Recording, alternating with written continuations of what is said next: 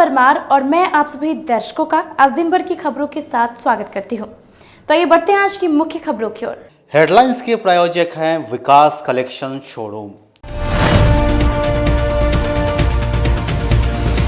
रामदयालु नगर गुमती के समीप ट्रेन की चपेट में आने से एक छात्रा की हुई मौत। जिला पुलिस की विशेष टीम ने पानापुर अपहरण और लूट कांड में संलिप्त अपराधी को लूटे हुए सोने और पैसे के साथ किया गिरफ्तार। और शराब बिचवाने और निर्दोष लोगों को फंसाए जाने का आरोप लगाते हुए अधिवक्ता सुशील कुमार ने मुजफ्फरपुर न्यायालय में उत्पाद अधीक्षक पर किया परिवाद दायर। तो ये थी आज की मुख्य खबरें और अब खबरें विस्तार से। रामदयालु नगर स्थित रेलवे गुमती पर ट्रेन की चपेट में आने से एक स्नातक की छात्रा की दर्दनाक मौत हो गई। रामदयालु नगर के मलंग स्थान स्थित गुमटी संख्या 8 के पास शुक्रवार को एक स्नातक की छात्रा की ट्रेन की चपेट में आने से कटकर मौत हो गई। घटना सुबह 8 बजे की बताई जा रही है। छात्रा के पास से बरामद एडमिट कार्ड एवं मोबाइल की सहायता से परिजनों को सूचना दी गई है। सूचना मिलते ही छात्रा के परिजन मौके पर पहुंच रोने लगे। वहीं छात्रा को अकेले कॉलेज भेजने की बात पर खुद को कोसने लगे। छात्रा की पहचान सरैया थाना क्षेत्र के डोकड़ा गांव निवासी लाल देव ठाकुर की 22 वर्षीय पुत्री गुड़िया कुमारी के रूप में हुई है। इधर ट्रेन की चपेट में आकर कटने की सूचना स्थानीय लोगों ने सदर थाना को दी। सूचना पर दल बल के साथ सदर थाने की पुलिस मौके पर पहुंचकर घटना की जानबीन ली। वहीं शव को कब्जे में लेकर पोस्टमार्टम के लिए एसकेएमसीएच भेज दिया है।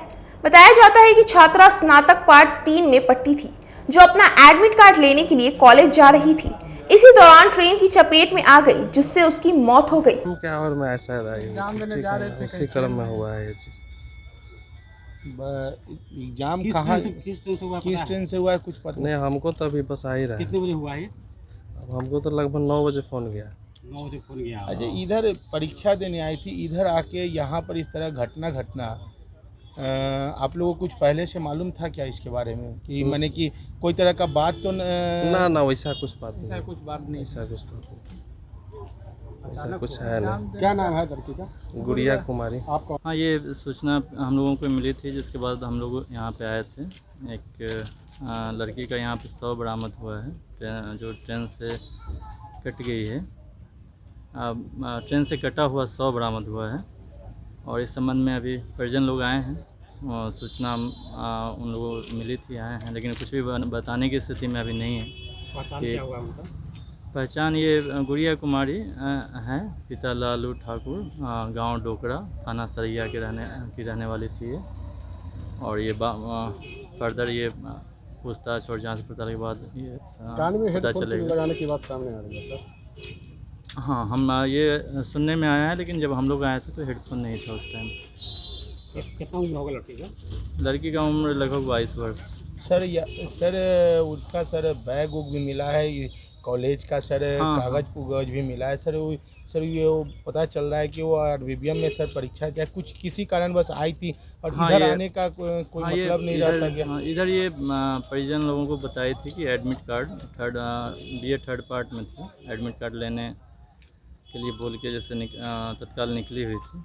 पानापुर ओपी क्षेत्र में आभूषण कारोबारी के अपहरण और सोना लूटे जाने मामले में जिला पुलिस ने विशेष टीम ने आरोपी को लूटे हुए सोने के साथ गिरफ्तार किया है। मुजफ्फरपुर पूर्वी अनुमंडल अंतर्गत पन्नापुर ओपी क्षेत्र में वेस्ट बंगाल के स्वर्ण व्यवसायी को कुछ अज्ञात अपराधियों ने अपहरण कर उनसे 2 किलो 208 ग्राम सोना लूट लिया था।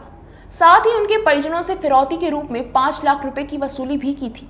इस संबंध में परिजनों के द्वारा मीनापुर पन्नापुर ओपी थाना कांड संख्या 378/22 दर्ज करवाया गया था।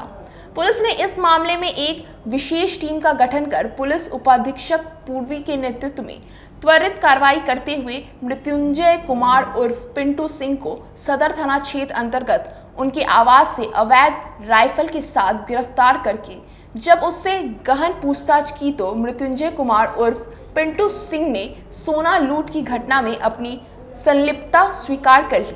साथ ही उनके आवास से लूटा गया सोना एवं फिरौती का 5 लाख रुपए पुलिस ने बरामद कर लिया है।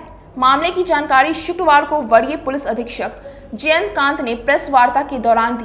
उन्होंने बताया कि मृत्युंजय कुमार उर्फ पिंटू सिंह पिता कमलेश्वर सिंह जय गुरुदेव नाम से बस चलवाते हैं। इसी बस से वेस्ट बंगाल के स्वर्ण व्यवसायी के स्टाफ को अपने 5 साथियों की मदद से अगवा कर फिरौती की रकम वसूली थी। मुजफ्फरपुर पुलिस को इंफॉर्मेशन मिली थी कि कुछ एक ज्वेलर जो कि अपना सामान वर्धमान बंगाल से लेकर के आ रहे थे और उनको वहाँ पर किडनैप करके उनको वहाँ पे किडनैप किया गया और उसके बाद में उनके पास से जो उनका सामान था लगभग 2 किलो 208 ग्राम गोल्ड ज्वेलरी और सामान था, उसको जो है छीन लिया गया मुजफ्फरपुर के पानापुर थाना क्षेत्र में। इस प्रकार की इन्फॉर्मेशन में पुलिस ने FIR दर्ज करी और दर्ज करने के बाद में DSP टाउन, DSP ईस्ट और DIU की टीम के द्वारा मौका वारदात पे एविडेंस को कलेक्ट किया गया। कलेक्ट करने के बाद में जो इन्फॉर्मेशन मिली उसके आधार पर एक व्यक्ति जो कि जिसका नाम पिंटू सिंह बताया जा रहा है और ये एक जय गुरुदेव बस के मालिक हैं, उसको अरेस्ट किया गया और जब इससे पूछताछ की गई तो इन्होंने अपने इस अपराध में अपनी संलिप्तता स्वीकार की है और पुलिस ने इनके संलिप्तता के आधार पर जो गोल्ड ज्वेलरी है जो कि उस ज्वेलर से छीन ली गई थी उसको भी बरामद किया है। इसके अलावा इन लोगों ने उस ज्वेलर को जिसको इन्होंने किडनैप किया था उसको छोड़ने के लिए 5 लाख रुपए की रैंसम कॉल की भी मांग की थी, जिसको भी बरामद कर लिया गया। हथियार वगैरह भी बरामद किया गया? इस मामले में एक हथियार भी बरामद हुआ है। इसमें जो इन्फॉर्मेशन मिली कि इन लोगों ने उस हथियार का इस्तेमाल उस गोल्ड ज्वेलर को और उसके बाकी साथियों को डराने के लिए किया था, जिसको पुलिस ने रिकवर कर लिया है और इस मामले में जो अन्य इसके साथी हैं उनकी अरेस्टिंग के लिए आगे की रेड चल रही है। दूसरी सोमवारी को लेकर गरीब स्थान मंदिर में दिन भर पहलेजा जाने वाले कांवड़ियों का जत्था का तांता लगा रहा। सावन की दूसरी सोमवारी को लेकर बाबा गरीबनाथ मंदिर परिसर में पहलेजा जाने वाले कांवड़ियों का दिन भर तांता लगा रहा। कांवड़िया भगवान शिव की पूजा अर्चना कर आशीर्वाद लेकर पहलेजा रवाना हुए। मंदिर परिसर में सुबह से शाम तक लगातार कांवड़ियों का जत्था आ रहा था और आशीर्वाद लेकर पहलेजा जा रहा था। दूसरे सोमवारी में अनुभव है कि पहली सोमवारी से 6 गुना ज्यादा कांवड़ियों की भीड़ रहेगी।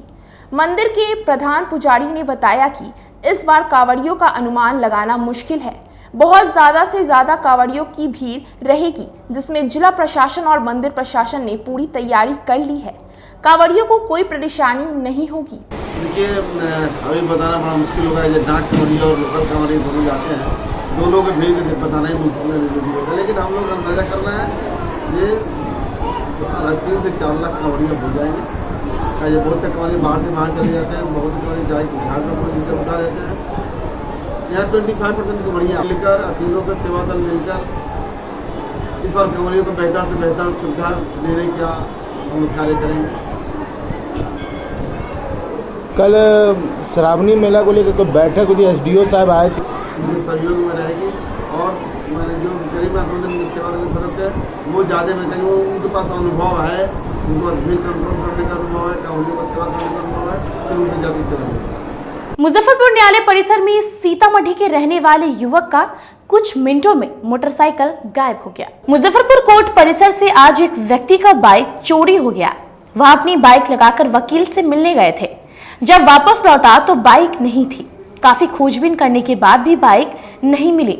सीतामढ़ी के बेलसन थाना निवासी अर्जुन सहनी आज किसी काम से मोटरसाइकिल से ही मुजफ्फरपुर कोर्ट आए थे। कोर्ट में पहुंचकर उन्होंने रोड किनारे खड़ी बाइकों की लाइन में अपनी भी मोटरसाइकिल खड़ी कर दी और वकील से मिलने वकालत खाना में चले गए। जब वकील से मिलकर आए तो उन्हें बाइक नहीं मिली। वह BRO 6CB 5899 Splendor plus motorcycle से कोर्ट आए थे। इस मामले में उन्होंने नगर थाना में आवेदन देकर बाइक चोरी का मामला दर्ज कराया है। बताया जाता है कि हाल के दिनों में कोर्ट परिसर से कई मोटरसाइकिल चोरी हुई है, लेकिन अब तक वह नहीं मिला। लगातार मोटरसाइकिल चोरी की घटना कोर्ट में बढ़ती जा रही है। आए हैं, अभी मैंने कोर्ट में आए थे वकील साहब से भेंट करने और गाड़ी लेके आए हैं। इस जगह पे गाड़ी लगा दी है। गाड़ी लगाने के बाद हुआ है, जब हम गए वकील साहब के पास और मेरे भाई थे बड़े वाले, वो दोनों आदमी गए वकील साहब के पास। 11:30 बजे के लमसम में गाड़ी लगा है और लगा के हम लोग गए वहाँ देख के, और जैसे आए 12:30 बजे आए तो गाड़ी मेरा इस जगह नहीं था। गाड़ी जैसे चोरी हुआ है तो अभी आवेदन वगैरह कहीं पे दिए थे? जी ना, अभी नहीं दिए हैं। अभी ऐसे गए हैं, वो प्रशासन लोग से पूछे हैं तो बोलता है नगर थाना जाने के लिए। यहाँ सीसीटीवी कैमरा लगा हुआ है। हाँ, तो उसमें तो अब पता नहीं है सर, वो भी अगर कैमरा लगा है तो कहीं होगा, वहाँ ऑफिस है, कहाँ पे है तो वो भी हम लोग का जानकारी नहीं है। हम लोग का तो घर है बहुत दूर, जैसे सिरोपट्टी गाँव पर रहा है, थाना बेलचंड, जिला सीतामढ़ी है। गाड़ी नंबर क्या था? गाड़ी नंबर है BR06 CB 5899। तो क्या परिचय हो गया आपका? जी, मेरा नाम जी। शिवलाल सहनी, थाना बेलचंड। गाड़ी कौन से कंपनी की? हीरो का है, हीरो स्प्लेंडर है, स्प्लेंडर प्लस है। 47 देशों की यात्रा पर निकले यूरोपियन टीम जिले में पहुंची, यहां से नेपाल के लिए रवाना होंगे। कोविड महामारी के बाद पर्यटन को बढ़ावा देने के लिए 47 देशों की यात्रा पर निकले यूरोपियन टीम शुक्रवार को मुजफ्फरपुर पहुंचे। सेना से रिटायर्ड कैप्टन राज के नेतृत्व में यूरोपियन बाइकर्स भ्रमण कर रहे हैं। अतुल्य भारत का भ्रमण यूरोपियन बाइकर्स ट्रूप वैशाली गढ़ होते हुए मुजफ्फरपुर पहुंचे हैं। पूरे दिन वैशाली के विभिन्न बौद्ध व अन्य धार्मिक स्थलों का भ्रमण करने के साथ ही वैशाली गणराज्य से संबंधित जानकारी हासिल करेंगे। इसके बाद वे लोग मुजफ्फरपुर स्थित मिलिट्री स्टेशन हेडक्वार्टर से शनिवार को नेपाल और म्यांमार के लिए रवाना किए जाएंगे। पूरे ग्रुप को भारत में गाइड कर रहे सेना के रिटायर्ड कैप्टन राजकुमार ने बताया कि यूरोपियन बाइकर्स ट्रूप 47 देशों के भ्रमण पर निकला है। जॉर्जिया, उज्बेकिस्तान, अजरबैजान होते हुए पाकिस्तान रास्ते भारत में अटारी बॉर्डर से प्रवेश किया है। भारत में प्रवेश करते ही इन बाइकरों का स्वागत सेना द्वारा आम देकर किया गया। कोविड महामारी के बाद पर्यटन को बढ़ावा देने के उद्देश्य से कुल 47 देशों की यात्रा पर निकले हैं। अगले साल 23 अगस्त 2023 को यह ग्रुप अपने 47 देशों की यात्रा पूरी कर वापस फ्रांस में अपनी यात्रा समाप्त करेगा। ये जो फ्रेंच एक्सपीडिशन है ये फ्रांस से चला है, इटली से होके ये ईरान आए हैं और ईरान से ये silk route countries Azerbaijan, Georgia, अपना कज़ाकिस्तान, किर्गिस्तान, उज़्बेकिस्तान से पाकिस्तान होके इंडिया में एंटर किया इन्होंने 9 जुलाई को और 16 कंट्रीज़ ये ऑलरेडी घूम चुके हैं और इनका टोटल जो टूर है वो 47 कंट्री का है, ग्लोबल टूर। किस मिशन के तहत इन लोग निकले हैं? और पोस्ट पेंडेमिक जो है ये बेसिकली टूरिज़्म को रिवाइव करना चाहते हैं, तो एक मैसेज ये कन्वे कर रहे हैं कि पेंडेमिक जो है वो धीरे धीरे कमज़ोर हो रहा है और it is time to boost tourism. तो जो आप पीछे बोर्ड देख रहे हैं इनक्रेडिबल इंडिया का, इसीलिए इसको हमारे साथ पार्टनरशिप में लिया गया है संदेश पहुंचाने के लिए कि it is time to move the tourism ahead. कितनी टीम है इसमें? इसमें 16 बाइकर्स हैं और टोटल 16 टोटल राइडर्स हैं और 14 मोटरसाइकिल हैं। ये मूल रूप से कहाँ के रहने वाले जो राइडर्स? ये फ्रांस के हैं सारे के सारे, 16 के 16 राइडर जो हैं फ्रांस से। भारत के बारे में उन्होंने क्या अनुभव साझा किया?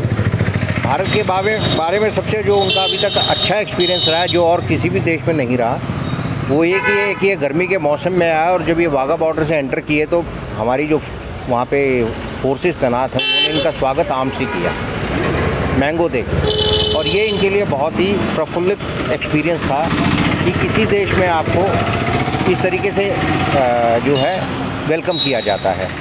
और बाकी बनारस में इनका जो है बहुत ही एक आध्यात्मिक स्पिरिचुअल एक्सपीरियंस रहा। मुजफ्फरपुर आकर कैसा लग रहा है? मुजफ्फरपुर पहुँचे हैं। मुजफ्फरपुर जो है बुद्धिस्ट का डोमिनेशन है यहाँ पे, अपना स्पिरिचुअलिटी का, उसी को वैशाली करते हुए यहाँ आए हैं और अभी उसको एक्सप्लोर करके हम लोग आगे जाएंगे। यात्रा समाप्त कहाँ होगी सर? यात्रा समाप्त कहाँ होगी? ये 23 अगस्त 2023 में वापस पेरिस में ही जाके समाप्त होगा एक्सपीडिशन। 1.5 साल का एक्सपीडिशन है। इस बीच कितने देशों की यात्रा करेंगे? 47 कंट्री। अपना परिचय बता दीजिएगा आपको। जी, मैं कैप्टन राजकुमार हूँ, रिटायर्ड, और मैं अभी एक एडवेंचर टूर ऑपरेटर हूँ। मोटो एक्सपीडिशन मेरी एक्सपर्टीज़ है और ये हमारे तहत एशिया सफारी कैंप एडवेंचर के तहत ट्रैवल कर रहे हैं इंडियन सब कॉन्टिनेंट में, और हम ईस्ट से नॉर्थ अटॉप लद्दाख हिमालयाज़ में ट्रैवर्स करेंगे क्योंकि गर्मी का टाइम है, तो हमारा हिमालयाज़ का पूरा जो मार्गदर्शन है वो मैं करूँगा इनका। रेड लाइट एरिया की रहने वाली महिलाएं समूह बनाकर उद्योग कर रही हैं। और अपने जीवन को समाज की मुख्य धारा में जोड़ने की कोशिश कर रही हैं। देखिए रिपोर्ट। शहर का रेड लाइट एरिया अब तक खराब चीजों के लिए चर्चाओं में रहता था, लेकिन अब छवि बदलने की दिशा में वहां की महिलाओं ने लघु उद्योग का काम करना शुरू कर दिया है। उनके इस अच्छे काम को उद्योग विभाग ने भी सराहा है। इस वोकल फॉर लोकल अभियान को उद्योग विभाग गति देगा। यहाँ महिलाएं एक समूह में दुकान से बचे कपड़े लाकर लेडीज रेडीमेड वस्त्र तैयार कर रही हैं। अब उद्योग विभाग रेडीमेड क्लस्टर बनाकर उनको समाज के मुख्य धारा से, जो उद्योग विभाग के जिला महाप्रबंधक धर्मेंद्र सिंह के नेतृत्व में टीम ने जौहरा गली में जाकर वहां संचालित महिलाओं के समूह से संवाद किया, उनके काम को देखा। जोहरा संवर्धन स्वयं सहायता समूह में 12 महिलाएं शामिल हैं।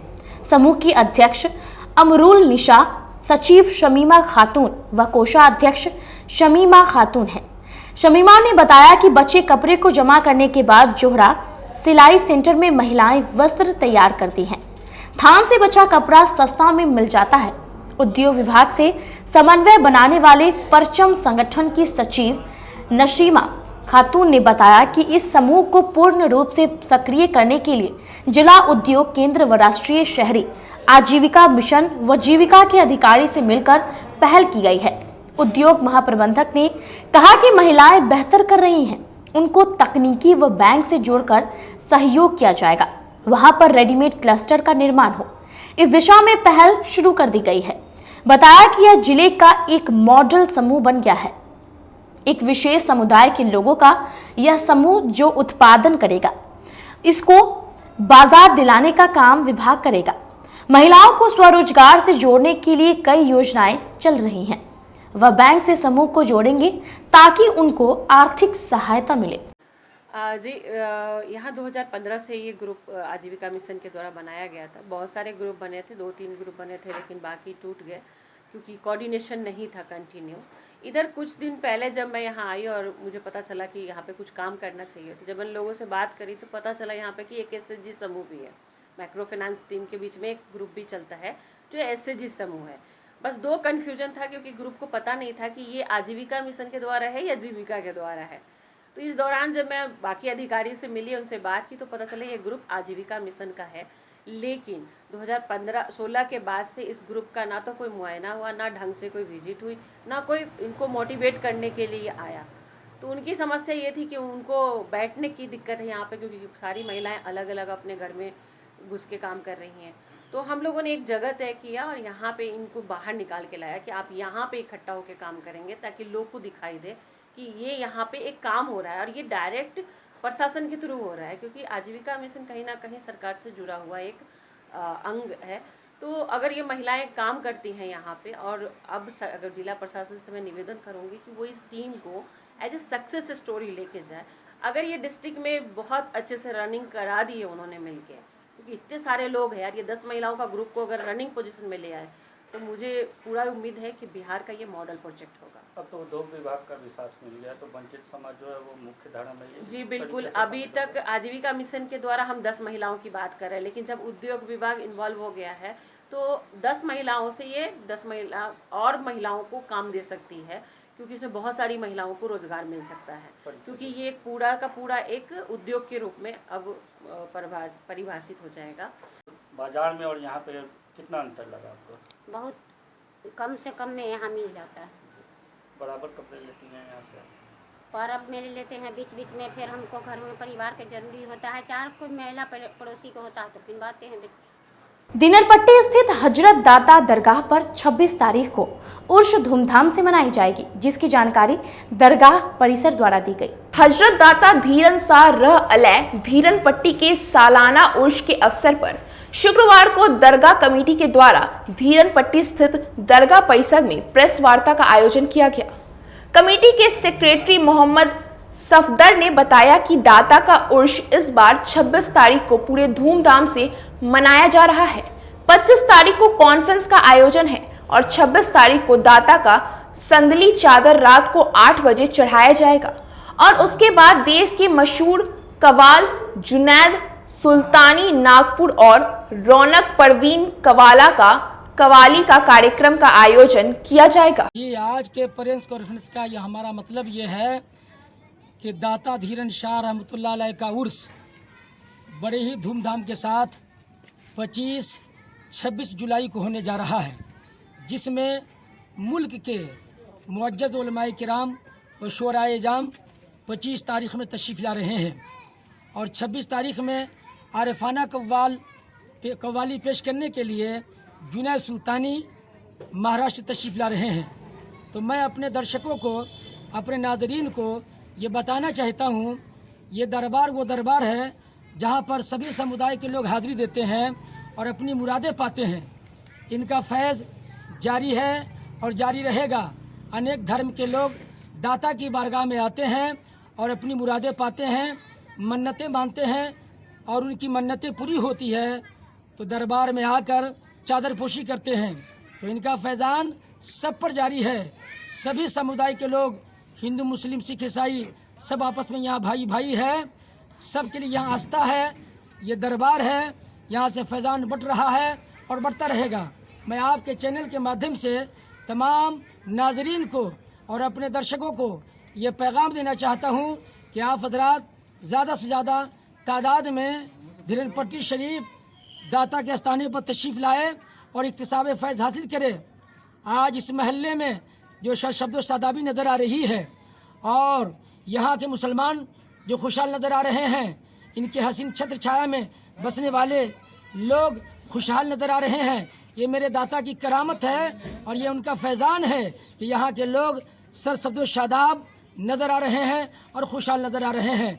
मैं आप तमामी हज़रात से गुजारिश करता हूँ कि आप भी आइए और किताब फैज़ हासिल कीजिए। आज हम लोग हज़रत दाता धीरन शाह के रहमतुल्लाह अलैह के दरगाह पर ज़ियारत के लिए आए हैं और 26 तारीख को दाता का उर्स है। हर साल की तरह इस साल भी बहुत धूमधाम से पूरे शान शौकत के साथ जो संदली चादर होती है वो चढ़ेगी रात के 8 बजे और 26 तारीख को ही रात को जो है वो कव्वाली का प्रोग्राम रखा गया है, जिसमें देश के जो है मशहूर फनकार जुनैद सुल्तानी और एक कव्वाला है रौनक परवीन, उनका प्रोग्राम भी है। 25 तारीख को जो है वो यहाँ कॉन्फ्रेंस का आयोजन होगा और 2 साल से लॉकडाउन की वजह से हम लोग भी आम ज़ायरीन भी नहीं आ पा रहे थे दरगाह पर हाज़िरी के लिए उर्स में। तो इस बार हम लोग बहुत खुश हैं और यहाँ एक बहुत अच्छा मेले सा नज़ारा होता है, बहुत भीड़-भाड़ होती है, दाता का रहम करम सबके ऊपर है। आज हम लोग भी उसी मकसद से दाता के दरबार में अभी से ही सब लोग आम ज़ायरीन जो है हाज़िरी के लिए पहुँच रहे हैं। यहाँ रुकते एक छोटे से ब्रेक के लिए बने रहिए हमारे साथ, देखते रहिए सिटी न्यूज़ मुजफ्फरपुर। कहते हैं कि मंजिल उन्हीं को मिलती है जिनके सपनों में जान होती है। पंखों से कुछ नहीं होता, हौसलों से उड़ान होती है। तो अगर आप में भी है जज्बा कुछ कर दिखाने का, अगर आपके अंदर भी है एक जीनियस, अगर आप भी छूना चाहते हैं आसमान की ऊंचाइयों को, क्रैक करना चाहते हैं IIT JEE, AIIMS, NEET, NTSC, KVPY या फिर ओलंपियाड, तो आपके हौसलों को उड़ान देने के लिए है जीनियस क्लासेस। जी हाँ, सही सुना आपने, Genius Classes for IIT JEE, AIIMS, NEET, NTSC, KVPY, Olympiad for 8th, 9th, 10th, 11th, 12th and target. अपने बेहतरीन सक्सेस रिकॉर्ड के साथ सफलता की नई ऊंचाइयां गढ़ रहा है जीनियस क्लासेस। तो my dear students, 8th, 9th, 10th, 11th, 12th and target के लिए नए बैचेस शुरू होने वाले हैं जीनियस क्लासेस में, जहां है separate hostel for boys and girls. जल्दी से पता नोट करें, Genius Classes, study centre, Pankaj Market, Saraiyaganj, Muzaffarpur. अधिक जानकारी के लिए कॉल करें 7635091378 या फिर 7635091387 या फिर आप कॉल कर सकते हैं 7635091396 या 9006911690 पर या फिर 9128482268। Genius Classes. For more information, visit our website www.geniusclasses.in or email us on info@geniusclasses.in. Registrations are open and new batches are starting soon. Rush to Genius Classes, Study Center, Pankaj Market, Saraiyaganj, Muzaffarpur. अपने सपनों की आशिया को दे एक नई पहचान माँ Bhavani decor private limited के साथ, जो है ऑथराइज्ड डिस्ट्रीब्यूटर ऑफ कजारिया। देश की मिट्टी से बनी टाइल से देश को बनाते हैं। और जहां मिलती है सभी प्रकार के Indian and imported granite, marble, sanitary एवं कोटा स्टोन का अनोखा एवं आकर्षक संग्रह। माँ भवानी डेकोर प्राइवेट लिमिटेड, मतलब a complete floor solutions. New 0 mile Dadar road, Muzaffarpur. Call 9934753111। आपका भरपूर प्यार और साथ मिलने के कारण ग्राहकों की सुविधा को देखते हुए नीलकमल का फैक्ट्री आउटलेट का दूसरा ब्रांच अखाड़ा घाट रोड KFC के सामने खुल गया है, जिसमें ग्राहकों को सभी प्रोडक्ट पर विशेष छूट दी जा रही है। वहीं नीलकमल का पहला branch Mithanpura Narayanpur road Vaishali management के सामने है, जो कि लगातार ग्राहकों की सेवा करता आ रहा है। उत्तर बिहार का पहला एक्सक्लूसिव शोरूम है, जहां ऑफिस फर्नीचर और होम फर्नीचर की सभी रेंज उपलब्ध है, तो एक बार सेवा करने का मौका जरूर दें। पहला ब्रांच मिठनपुरा नारायणपुर रोड और दूसरा ब्रांच अखाड़ा घाट रोड।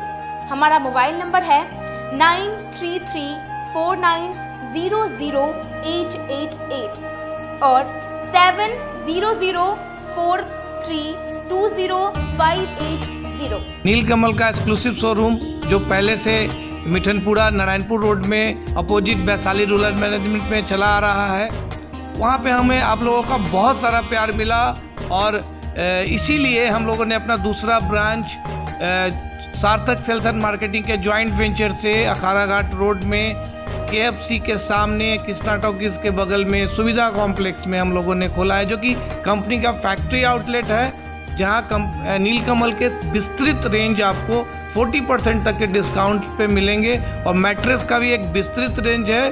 और आप लोगों से निवेदन है कि एक बार आप पधारें।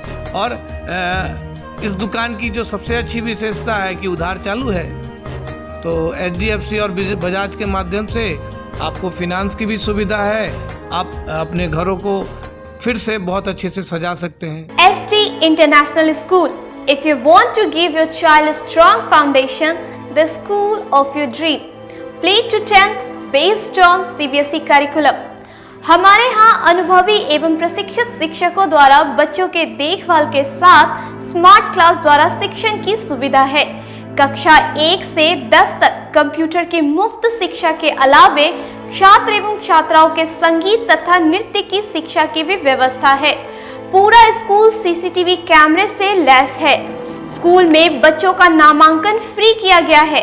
हमारे यहाँ अपने बच्चों के उज्जवल भविष्य के लिए जरूर पधारें।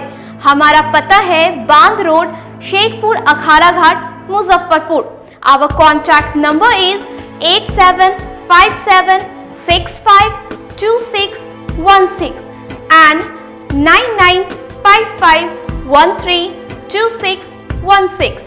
हमारे स्कूल का कुछ मेन फीचर्स है, जैसे बच्चों की देखभाल करना। हमारे यहाँ पुस्तकालय वगैरह की पूरी अच्छी तरीके से व्यवस्था है। क्लासरूम सारा बना हुआ है। CCTV कैमरे से हमारा क्लासरूम डेकोरेटेड है। सिक्योरिटी के भी विजन से हमारा क्लासरूम बहुत प्रोटेक्टेड है। हमारे यहाँ जो भी शिक्षक शिक्षिकाएं आई हैं पढ़ाने के लिए, वो काफ़ी वेल एडुकेटेड हैं और वेल वर्स्ड भी हैं। हमारा विद्यालय भी चारों तरफ से बना हुआ है। हमारे यहाँ लैब बहुत अच्छे से बना हुआ है। कंप्यूटर की फ्री शिक्षा हम इस बार इसको दे रहे हैं। हमारे यहाँ नामांकन प्रारंभ है। फैशन की दुनिया में कदम से कदम मिलाकर चलना चाहते हैं, वो भी कम बजट में, तो एक बार जरूर जाएं मोतीझील पूजा बाजार स्थित विकास कलेक्शन शोरूम में। यहाँ रेमन, पार्क, US पोलो, मुफ्ती शर्ट, ब्लैकबेरी के एक्सक्लूसिव रेंज उपलब्ध हैं। इसके अलावा सियाराम के कोट पैंट, ब्लेजर और शेरवानी भी उपलब्ध है। सभी ब्रांड में 1 पीस के खरीद पर 20% तथा 2 पीस के खरीद पर 30% की विशेष छूट दी गई है। तो हमारे यहाँ एक बार अवश्य पधारें। हमारा पता है विकास कलेक्शन BB कॉलेजिएट स्कूल के अपोजिट पूजा बाजार मोतीझील। हमारा संपर्क नंबर है 9835104722।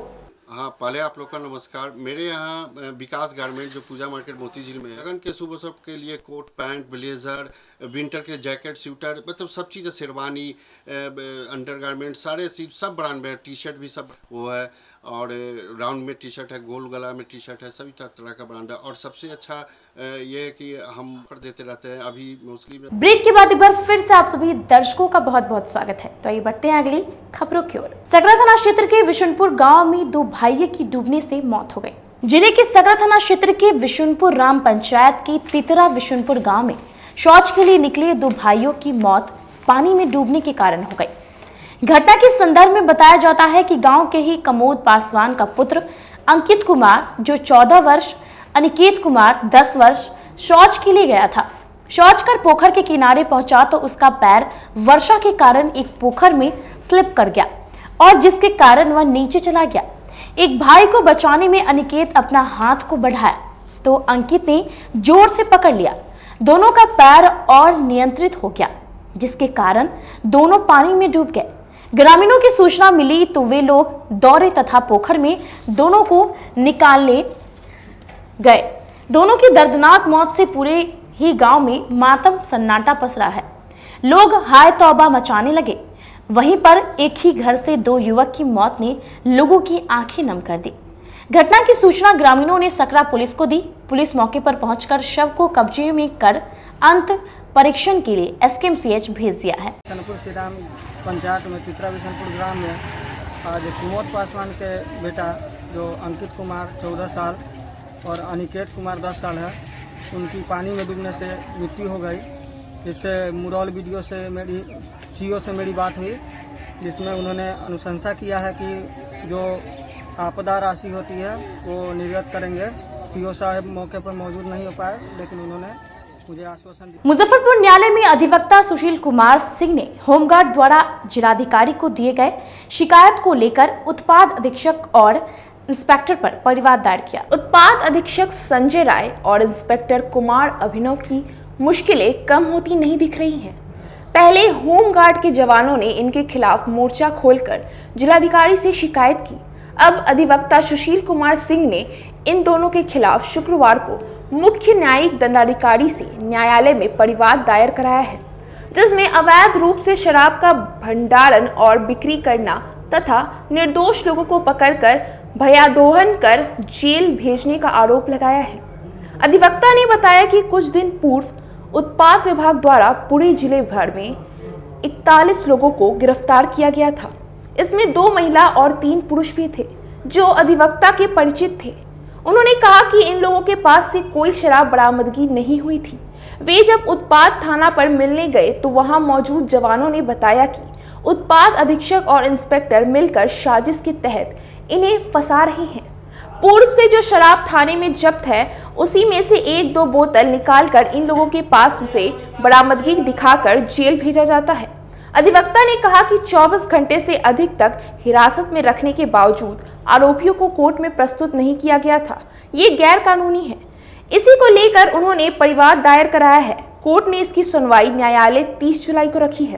माननीय न्यायाधीश उत्पाद के न्यायालय में एक परिवाद पत्र दायर किया है जिसमें मुजफ्फरपुर उत्पाद अधीक्षक और उत्पाद निरीक्षक के विरुद्ध मैंने मुकदमा दर्ज कराया है, जिसमें मैंने आरोप लगाया है कि ये दोनों जो हैं ये अवैध शराब का खरीद बिक्री करते हैं और निर्दोष लोगों को उसी अवैध जो बरामदगी होती है उसमें से फंसाते हैं और उसके एवज में भयादोहन करते हैं और उन लोगों को जेल भेजते रहते हैं। तो हमारे आरोप को जो अभी 19 होमगार्ड के जवान जो यहाँ अभी जिलाधिकारी महोदय के समक्ष जो प्रदर्शन कर रहे थे विगत 2 दिनों पहले, उन लोगों ने भी इस आरोप को पुष्टि किया है। तो हम दरअसल दिनांक 19 तारीख को जब मैं अपने ग्रामीण के गिरफ्तारी हुई थी, जब उसमें मैं गया था उत्पाद थाना में, तो वहाँ इन लोगों से मुलाकात हुई और वहाँ पर मुझे जानकारी मिली कि ये लोग जो है निर्दोष लोगों को पकड़ते हैं। उस दिन 41 लोगों को पूरे जिले से पकड़ा गया था जिनके पास से मैक्सिमम के पास से कोई बरामदगी नहीं हुई थी और जो यहाँ भंडारण करके वो लोग रखते हैं उसी में से भयादोहन करते हैं, उन लोगों को फंसाते हैं, ब्लैकमेलिंग करते हैं। तो इसी मामले में हमने एक परिवाद पत्र दायर किया है जिसके गवाह जो 19 होमगार्ड जवान हैं और उसके बाद अन्य भी लोग हैं। कौन कौन सी धारा लग रही है? इसमें धारा लगा है 420, 467, 68, 71, 120B भादाबी और 30A बिहार शराबबंदी कानून के तहत हमने ये मुकदमा दर्ज कराया है। और दूसरी बात कि जितने भी बिहार के उत्पाद में जो थाना चलाया जा रहा है बिल्कुल अवैध है। राज्य सरकार द्वारा कोई गजट नहीं पास किया गया है, आम लोगों की जानकारी नहीं दी गई है और जो उत्पाद आयुक्त हैं उनके ज्ञापांक जो है उसके ज्ञापांक से ही ये जो है थाना चलाया जा रहा है, जो बिल्कुल अवैध है। और ये अवैध थाना इसलिए चलाया जा रहा है कि जो बड़े बड़े जो माफिया हैं, शराब माफिया हैं, उन लोगों को बचाने के लिए, निर्दोष लोगों को फंसाने के लिए और भयादोहन करने के लिए, वसूली के लिए जो अवैध थाना चलाया जा रहा है। जितनी भी गिरफ्तारियां अब तक हुई है उत्पाद विभाग द्वारा वो अवैध है और जो प्रस्तुत किया गया न्यायालय में वह बिल्कुल भी अवैध है। सुनवाई की तिथि, अगली सुनवाई की तिथि हम जानकारी आप लोगों को दे देंगे। मुजफ्फरपुर न्यायालय में कुणाल किशोर ने रिलायंस पॉइंट स्टोर की मनमाना बिल देने को लेकर एमडी निशा अंबानी और मुकेश अंबानी पर परिवाद दायर किया। शहर के मारीपुर स्थित रिलायंस स्मार्ट पॉइंट स्टोर पर मनमाना बिल देने के मामले में कोर्ट में आज परिवाद दायर कराया गया है। बीबीगंज के परिवादी कुणाल किशोर ने इस परिवाद में स्मार्ट पॉइंट की एमडी निशा अंबानी, रिलायंस इंडस्ट्रीज के chairman Mukesh Ambani, smart point के मैनेजर सुमित कुमार और क्लस्टर मैनेजर कृष्ण नंदन झा समेत अन्य को आरोपी बनाया है। बताया कि उन्होंने रिलायंस स्मार्ट पॉइंट से कुछ सामान की खरीदारी की थी। बिलिंग के दौरान देखा कि सामान पर से प्राइस टैग हटाया गया है, अपना टैग लगाया गया था। इसके अलावा कीमत में भी 20 रुपए का अंतर पाया। जब इस संबंध में स्टोर मैनेजर समेत अन्य से पूछताछ की तो वे लोग टाल मटोल जवाब देने लगे। इसको लेकर विवाद होने लगा। आरोपियों ने उनके साथ मारपीट और धक्का मुक्की करते हुए स्टोर से बाहर निकाल दिया। कहा कि जो करना है जाकर कर लो। इसके बाद उन्होंने कोर्ट में परिवाद दायर कराया। कहा कि मुजफ्फरपुर की जनता के साथ इसी तरह से धोखाधड़ी की जा रही है, लेकिन किसी ने बिल पर गौर से ध्यान नहीं दिया। कुणाल किशोर भगवानपुर बीबीगंज NH 28 साकेतपुरी फकीरा टावर का निवासी हूँ। मैं 15/6 को Mauripur smart point Reliance retailer के दुकान में सुबह घरेलू उपयोग का सामान खरीदने गया, जिसमें मैंने 2 किलो शुगर, 1 किलो टाटा संपन्न का मूंग दाल, आधा किलो छिलका वाला मूंग दाल लिया, जिसमें प्रिंट जो टैग उनका लगा हुआ था ऑफर का, उसको वो लोग स्टोर मैनेजर द्वारा हटाया गया था और हमसे 84 रुपया लिया गया। हमने पूछा कि ऐसा क्यों, तो बोले कि ऐसा सर है, इसमें ऑफ़र ख़त्म हो गया। फिर मैंने और दाल देखी जिसमें टाटा संपन्न का ही छिलका वाला मूंग दाल, same manufacturing date, same quantity, same company, और उसका 42 रुपया मुझसे लिया गया और 63 रुपया लिया गया एक ही बिल में। हमने बिलिंग कराया, उसके बाद बोला कि आप लोग लूट रहे हैं क्या। तो store manager Sumit Kumar, cluster manager Krishnanandan Jha और उनके अदर सेल्समैन मुझसे धक्का मुक्की किए, गाली गलौज किए और मुझे बाहर निकाल दिए। बोले तुमको जो करना है कर लो। 15/6 को मैंने ये परचेज किया था और उसके बाद से मैं लगातार कस्टमर केयर में कंप्लेन कर रहा हूँ, लेकिन उसकी कोई कार्रवाई नहीं हुई। तो आज मुझे आपके समक्ष न्यायालय में आके मुकदमा रिलायंस स्टोर पर मारीपुर पर हमने किया है, सुमित कुमार पर किया है store manager, Krishnanandan Jha cluster manager उन पर किए हैं, उनके अदर सेल्स स्टाफ जिनको मैं शक्ल देख के पहचान सकता हूँ, नाम नहीं जानता हूँ, Isha Ambani smart point Reliance MD और मुकेश अंबानी पिता Dhirubhai Ambani overall Reliance Industries chairman, उनको मैंने मुदालय बनाया है। मैं थोड़ा पढ़ा लिखा आदमी हूँ कि हमने बिल को देख लिया। मुझे लगता है कि लाखों लाख लोगों के साथ इस छोटे शहर में मुजफ्फरपुर में स्मार्ट पॉइंट बिग बाज़ार के बंद होने के बाद लगता है कि लूट रही है। कोई बिल को मिलाते नहीं होंगे, हमने मिलाया और हमने देखा कि बहुत ज़्यादा डिफरेंस है। अगर 1-2 रुपया का तो कोई बड़ी बात नहीं है, 20-20 रुपये का डिफरेंस है और खुलेआम लोग को लूटा जा रहा है। विरोध करने पर हाथापाई मारपीट की जा रही है। मेरा नाम Kunal Kishore, Bibiganj Saketpuri NH 28 Fakira tower A block 101 number में हम रहते हैं। सिविल कोर्ट परिसर में भाजपा विधि प्रकोष्ठ द्वारा कार्य समिति की बैठक की गई। आगामी 24 जुलाई को विधि प्रकोष्ठ भाजपा के द्वारा आयोजित कार्य समिति की बैठक को सफल बनाने को लेकर शुक्रवार को विधि प्रकोष्ठ भाजपा के द्वारा सिविल कोर्ट परिसर स्थित बार लाइब्रेरी के सभागार में जिला संयोजक अनिल कुमार सिंह की अध्यक्षता में बैठक आयोजित की गई। बैठक में सर्वसम्मति से कई विषयों पर चर्चा की गई। वहीं बैठक को संबोधित करते हुए जिला संयोजक ने कहा कि आयोजित होने वाली कार्य समिति की बैठक मिठनपुरा स्थित एक निजी होटल के सभागार में आयोजित किया जाएगा। जिसमें पूर्व केंद्रीय मंत्री एवं भाजपा राष्ट्रीय उपाध्यक्ष राधा मोहन सिंह, भूमि एवं राजस्व मंत्री रामसूरत राय, राणा रणधीर सिंह सहित भाजपा के कई दिग्गज नेता उपस्थित होंगे। 24 जुलाई 2022 को विधि प्रकोष्ठ भाजपा बिहार प्रदेश की ओर से कार्य समिति की बैठक आयोजित की गई है, जिसका स्थल हम लोगों ने द मिठनपुरा स्थित द पार्क होटल में रखा है। उसी निमित्त हम लोगों ने आज बैठक किया है और बैठक में मुख्य रूप से हमारे पूर्व केंद्रीय मंत्री एवं वर्तमान में भाजपा के राष्ट्रीय उपाध्यक्ष हम लोगों के गार्जियन आदरणीय श्री राधा मोहन सिंह जी के साथ साथ बिहार के हमारे माननीय मंत्री रामसूरत राय जी एवं विशिष्ट अतिथि के रूप में श्री आदरणीय राणा रणधीर सिंह जी का आगमन हो रहा है और इस तैयारी को लेकर के पूरे विधि प्रकोष्ठ भाजपा मुजफ्फरपुर काफ़ी उत्सुक है। काफ़ी ज़ोर शोर से हम लोगों की तैयारी चल रही है। कार्यक्रम 10 बजे से 3 बजे तक होना निश्चित हुआ है और भी अतिथि आएंगे। जिन लोगों का कन्फर्मेशन हुआ है उन लोगों के विषय में बता दिया गया है। समरनाले परिसर में जिला कांग्रेस के सदस्यों ने ईडी के खिलाफ धरना दिया। बीते 21 जुलाई को सोनिया गांधी को ईडी दफ्तर में बुलाया गया था। इसके खिलाफ पूरे देश भर में कांग्रेसी पार्टी के कार्यकर्ता मोर्चा निकाले। इसी बीच मुजफ्फरपुर समरनाले के परिसर में भी कांग्रेस पार्टी के कार्यकर्ताओं ने धरना प्रदर्शन किया। राष्ट्रपति के नाम से ज्ञापन जिलाधिकारी को सौंपा गया। कांग्रेस जिलाध्यक्ष ने कहा कि केंद्र सरकार जानबूझकर ईडी के माध्यम से परेशान कर रही है। ईडी का दुरुपयोग हो रहा है मोदी सरकार के खिलाफ। केंद्र सरकार जो मोदी जी के इशारा पर विपक्ष के नेता श्रीमती सोनिया गांधी जो राष्ट्रीय अध्यक्षा अखिल भारतीय कांग्रेस कमेटी की और पूर्व राष्ट्रीय अध्यक्ष श्री राहुल गांधी जी को 55 घंटा बुलाकर पूछताछ किया गया। कल सोनिया जी को भी बुला के दफ्तर में, बल्कि वह बीमार थी, कोविड उनको हुआ था, वह गंगाराम में हॉस्पिटलाइज थी। उसके बावजूद नहीं माने ये लोग, हॉस्पिटल में बुला के घंटों उनको डिटेन किया गया, उनसे पूछताछ की गई। यह आज़ादी से पूर्व की पार्टी है यह कांग्रेस पार्टी। और हमारी जो श्रीमती सोनिया गांधी नेत्री है 3 बार प्रधानमंत्री का पद ठुकरा चुकी है और ऐसे महिला को जो त्याग की मूर्ति है उनको जो है कि मोदी सरकार के इशारे पर ईडी का दुरुपयोग हो रहा है। फिर 25 तारीख को बुलाया गया है। इसी के विरोध में हम लोग मुजफ्फरपुर जिलाधिकारी कार्यालय के समक्ष हम लोग धरना प्रदर्शन कर रहे हैं।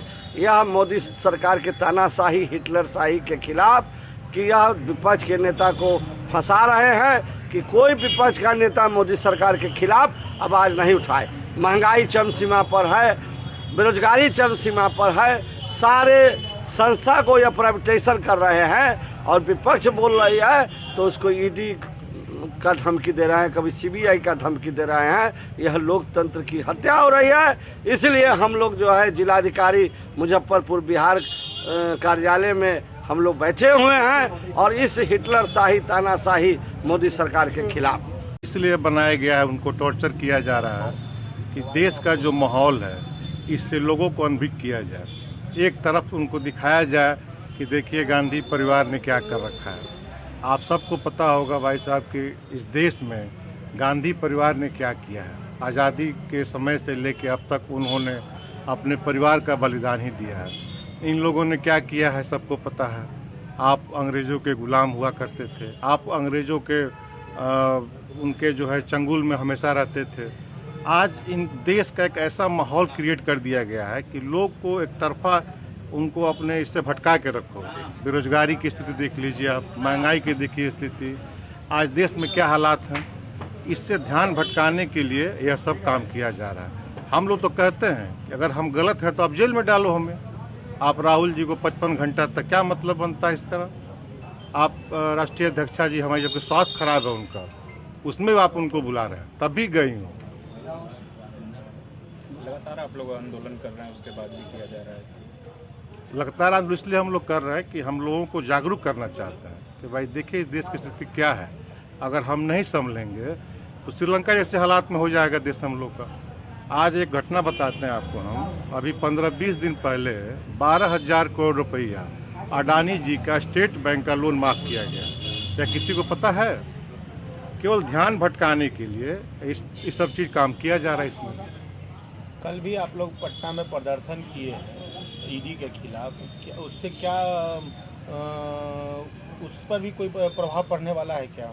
देखिए, हम लोग अपनी बात को रख रहे हैं। हम लोग दिखाना चाहते हैं कि भाई देखिए कितना गलत तरीके से लोग तानाशाही रवैया अपनाए हुए हैं लोग। आपको अगर लगता है तो आप एक बार पूछ लीजिए, फिर बार बार एक ही चीज़ को कितना बार आप पूछते हैं? जबकि इसके पहले 2016 में यह केस ख़त्म हो चुका है, तो फिर इसका बार बार पूछने का क्या मतलब बनता है? इसलिए हम लोग पूरे देश में पूरे कांग्रेस के लोग जो है अपना धरना प्रदर्शन के द्वारा साबित कर रहे हैं कि भाई देखिए गलत हो रहा है। नवनिर्वाचित विधान पार्षद हरि सहनी ने शपथ लेने से पहले शहीद जुबा सहनी की प्रतिमा पर माल्यार्पण किया। भारतीय जनता पार्टी के नवनिर्वाचित विधान पार्षद हरि सहनी ने शपथ ग्रहण समारोह में जाने से पहले शुक्रवार को मुजफ्फरपुर पहुंचे और मिठनपुरा स्थित जुबा सहनी पार्क में शहीद जुबा सहनी जी की मूर्ति पर माल्यार्पण और पुष्प अर्पित कर आशीर्वाद प्राप्त किया। हरि सहनी ने कहा कि पूर्व की सरकारों ने शहीदों के सम्मान के लिए कुछ नहीं किया। भाजपा अब गुमनाम शहीदों को खोज खोज कर उनकी प्रतिमाएं लगा रही है और उन्हें सम्मान देने का काम कर रही है। मेरा शपथ ग्रहण, लेकिन उस कार्यक्रम में भाग लेने से पूर्व मैं यहाँ मुजफ्फरपुर में अमर शहीद जुब्बा सहनी जी के प्रतिमा पर माल्यार्पण करने के लिए आया हूँ, क्योंकि हमारी पार्टी भी, मुझे लगता है हमेशा से ये देशभक्तों की टोली है। भारतीय जनता पार्टी देशभक्तों की टोली है, ये मैं नहीं मानता। मैं देख रहा हूँ कि आज़ादी के समय में 7,40,000 से अधिक पूर्वज आज़ादी में शहीद हुए थे, लेकिन कुछ जानबूझकर कुछ अनजाने में गुमनाम रह गया कुछ नाम। लेकिन भारतीय जनता पार्टी उन सारे नामों को खोज खोज कर बारी बारी से देशवासी के बीच में रखने का काम कर रहा है।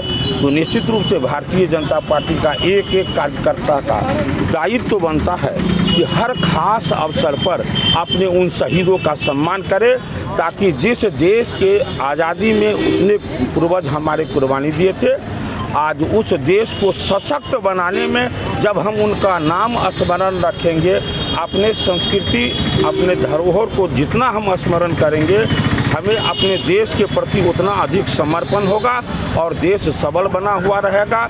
भारतीय जनता पार्टी का ये उद्देश्य है और भारतीय जनता पार्टी के एक एक कार्यकर्ता का ये उद्देश्य है। इसी अवसर पर हम यहाँ आकर अपने अमर शहीद जुबा सहनी के प्रतिमा पर माल्यार्पण किया। जुबा सहनी का परिवार और प्रतिमा दोनों की बदहाली स्थिति आपसे छुटी हुई नहीं है, उसको कैसे देखें? बिल्कुल, आप जो कह रहे हैं, जो कुछ आज देख रहे हैं, इससे पूर्व में न तो नाम था न स्थान था। आज जो देख रहे हैं आप जाकर देखिए कि इनके नाम पर वहाँ कुछ भवन भी बना और बनेगा भी। आप इतना ध्यान रखिए कि जरूर उसमें सुधार होने वाला। मिठनपुरा स्थित निजी आवास पर सहारा इंडिया द्वारा जमाकर्ताओं का भुगतान नहीं किए जाने पर एजेंट के समूह ने आंदोलन करने की चेतावनी दी। सहारा समूह द्वारा जमाकर्ताओं का भुगतान नहीं किए जाने के खिलाफ आज एक प्रेस कॉन्फ्रेंस आयोजित किया गया। मिठनपुरा स्थित एक निजी आवास पर प्रेस को संबोधित करते हुए पवन कुमार अग्रवाल ने बताया कि सहारा के असहयोग रवैये से मजबूर होकर जमाकर्ताओं एवं कार्यकर्ताओं का समयावधि पूर्ण होने के बाद भी किसी का भुगतान कंपनी नहीं दे रही है।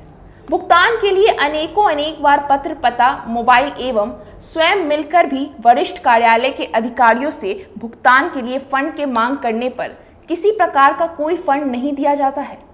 साथ ही माननीय दिल्ली उच्च न्यायालय के द्वारा किसी प्रकार के रिसीविंग लेने से रोक लगाने के बाद भी फर्जीवाड़ा के तहत शोध कागज पर रुपया जमा करने के लिए दबाव डाला जाता है, जिससे मैं सराया प्रबंधन के रवैये से मजबूर होकर निराशा के साथ में ज्ञापन 12 जुलाई 2022 को सौंप चुका हूं। सहारा प्रबंधन के जो मैनेजिंग वर्कर प्रबंध कार्यकर्ता सुब्रत राय सहारा एवं अन्य जो उनके साथ मंडल प्रमुख, रीजनल प्रमुख, सेक्टर मैनेजर और भी तमाम सारे लोग के ऊपर मैं मानहानि का मुकदमा करने जा रहा हूं। इसी के लिए आज ये प्रेस कॉन्फ्रेंस के माध्यम से इसको बताने के लिए मैंने प्रेस कॉन्फ्रेंस को बुलाया है। क्या मामला है, किस लिए आप मैंने प्रबंधक के ऊपर केस कर रहे हैं? मैं सहारा इंडिया परिवार में 7/9/1991 को फील्ड कार्यकर्ता के रूप में कार्यरत हुआ और फील्ड में कार्य करने के अवधि के दौरान मेरी योग्यता के आधार पर मुझे संस्था के द्वारा 12/12/2007 को फ्रेंचाइजी कार्यालय की जिम्मेवारी दी गई और उस समय से मैं 12/12/2007 से वर्तमान तक में फ्रेंचाइजी मैनेजर के पद पर कार्य करता आया। लेकिन इधर जो सहारा इंडिया प्रबंधन द्वारा जो भुगतान को लेकर जो रणनीति बनाई गई या बनाई जा रही है, उससे इस शाखा पर, इस फ्रेंचाइजी पर जो जमा करता है और कार्यकर्ता है, उनके भुगतान को लेके मेरे द्वारा निरंतर सहारा के रीजनल ऑफिस को, जोनल ऑफिस को, सहारा के कमांड कार्यालय लखनऊ को तमाम पत्र दिया गया कि भाई जमाकर्ता के भुगतान के लिए मुझे पर्याप्त फंड उपलब्ध कराया जाए और प्रबंधन द्वारा बिल्कुल भी उस पर किसी प्रकार की कोई मतलब सकारात्मक पहल प्रबंधन द्वारा नहीं की गई और स्थिति ऐसी बनती गई कि जो जमाकर्ता है उन जमाकर्ताओं द्वारा मुझे और मेरे परिवार को बहुत सारे तरीक़ों से मतलब तरह तरह से टॉर्चर करने का प्रयास किया जाने लगा और मुझे महसूस होने लगा कि सहारा का प्रबंधन मुझे इस मझधार में लाके खड़ा कर देगा कि मैं अपनी परिवार की भी सुरक्षा नहीं कर पाऊंगा। इसको देखते हुए मैंने 12 जुलाई 2022 को अपने पद से त्यागपत्र दे दिया। फ्रेंचाइजी मैनेजर के पद से मेरे द्वारा त्यागपत्र दे दिया गया। त्यागपत्र देने के उपरांत सहारा के प्रबंधन द्वारा एक साजिश बनाकर मेरे विरुद्ध विगत तिथि में बैक डेट में एक लेटर जारी किया गया। 8/7/2022 के डेट में ये लेटर जारी किया गया सेक्टर वर्कर राजकुमार सिंह द्वारा। वो लेटर लेके मेरे कार्यालय पर मेरे त्यागपत्र देने के बाद मेरे कार्यालय पे आए 14/7/2022 को और मुझको कहा कि ये पत्र आप रिसीव करें। उस पत्र में लिखा हुआ था कि संस्था मेरे पत्र जारी होने के बाद के तिथि में आके आप रिसीव करा रहे हैं, ये बिल्कुल साजिश है और मैं इस पत्र को रिसीव नहीं करूंगा। उसके बाद सहारा इंडिया प्रबंधन, क्योंकि सहारा इंडिया का प्रबंधन विगत तिथियों में काम करने में महारत हासिल इस प्रबंधन को है, क्योंकि सहारा इंडिया का प्रबंधन आज जो सहारा से भी एक मामला चल रहा है वो बैक डेट में जाके जमाकर्ताओं के भुगतान को बैक डेट में दिखाकर सुप्रीम कोर्ट से लेके सेबी तक को गुमराह किया। उसी गुमराह की रणनीति और साजिश जो सहारा इंडिया को ऑलरेडी एक आदत के रूप में पड़ चुकी है कि बैक डेट में हम कुछ भी कर सकते हैं, उस बैक डेट के अंतर्गत मेरे साथ भी वो किया गया। जब मैंने वो पत्र लेने से इनकार किया तो सहारा का प्रबंधन मेल के माध्यम से, ईमेल के माध्यम से मेरे कार्यालय के ईमेल पते पर 19/7/2022 को वो पत्र मेरे ईमेल पर भेजा गया, जिसका उसी तिथि में मेरे द्वारा पुनः साजिश जो मेरे साथ की गई है उस साजिश का जवाब देते हुए वो पत्र मेरे द्वारा उसी डेट में आदरणीय जिलाधिकारी महोदय मुजफ्फरपुर से लेके सेक्टर मैनेजर, रीजनल कार्यालय, मंडल कार्यालय एवं मुख्यालय के ओपी श्रीवास्तव जी को भी भेज दिया गया। उसके उपरांत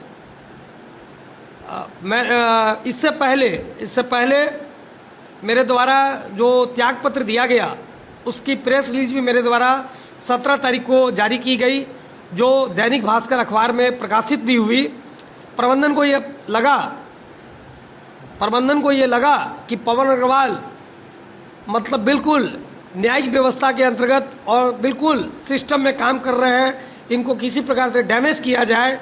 तो प्रभात खबर अखबार में एक सार्वजनिक सूचना मेरे नाम से जारी की गई, जिसमें लिखा गया कि अनुशासनहीनता के आरोप में संस्था से मेरा सब कुछ लेन देन और मतलब संस्था से मुझको निष्कासित किया जा रहा है।